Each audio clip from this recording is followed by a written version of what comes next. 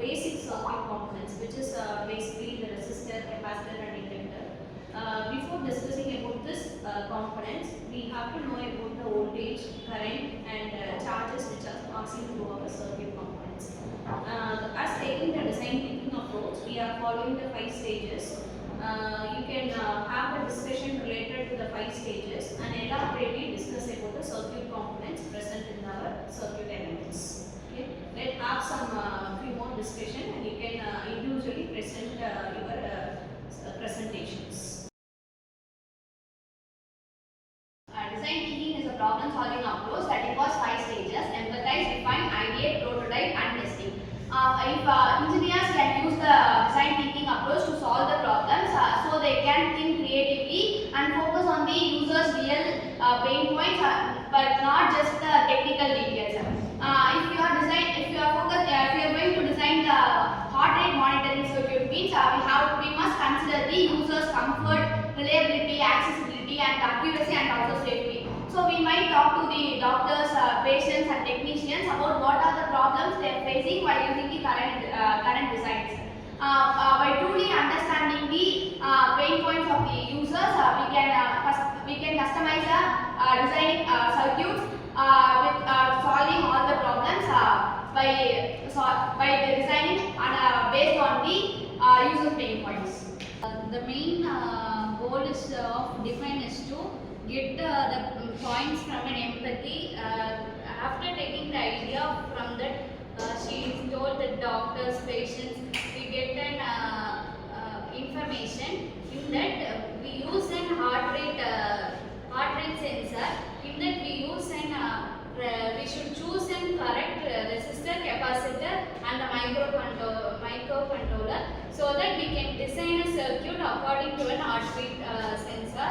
That heart rate sensor should be continuously checked and monitor the heartbeat, so that it cannot demonitor in a separate time. It continuously monitor the heart rate, so that from that empathy, she told, we can define a problem and we can solve and we can test to our doctors and the patients. The next step is ideate. We brainstorm different ways to build our circuits.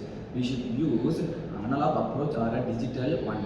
We can reduce power by using MOSFET by BJT instead of BJT. We use PCB layout for minimize the heat and interference. The goal is still to be beyond obvious. We use flexible printed circuit for wearable devices or AI integrated chips by using self-calibration. During ideations, no ideas are bad ideas.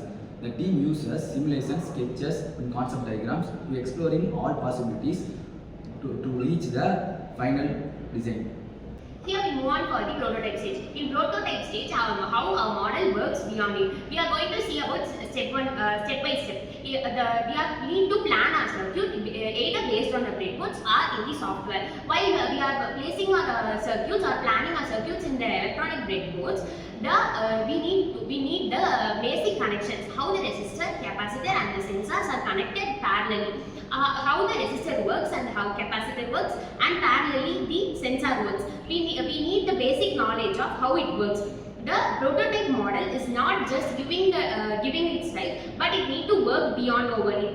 The prototype has more steps to work beyond it. How it works. For example, if the circuit works over through the breadboards, if the capacitor is not connected properly, the circuit will get destroyed. For insights of the small mistakes over it, the prototype model doesn't work. We need to check carefully the prototype model and we need to design the electronic circuits while in the electronic platforms.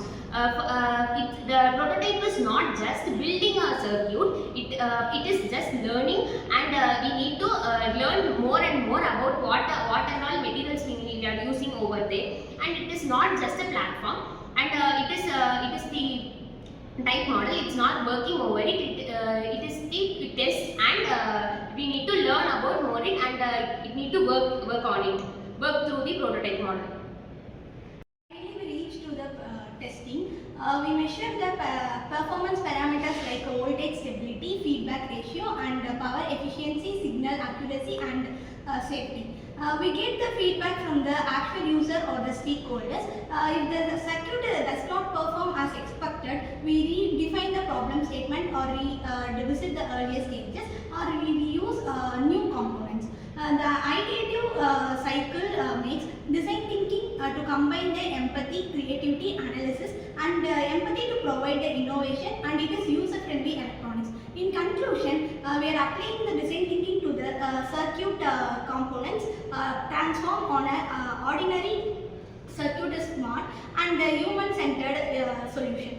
It helps the engineers to make the both mind and art, and ensuring the technology to serve the people. Okay, as a design thinking approach, we have discussed about the circuit components. From our discussion, we came to know about the basic circuit components, which is resistor, capacitor, and inductor. Basically, the resistor will be used in our circuits to oppose the current flow in the basic circuits. And capacitor is nothing but it will store our electrical energy, as well as the inductor also used when the circuit is required, and it is used to store the mechanical energies.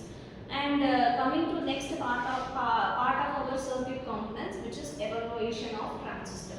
The MOSFET, which is a major part of our circuit component, which is metal oxide semiconductor field effect transistor, which is most widely used in our circuit. And this circuit components, what we have designed, it will be tested in our simulation tools.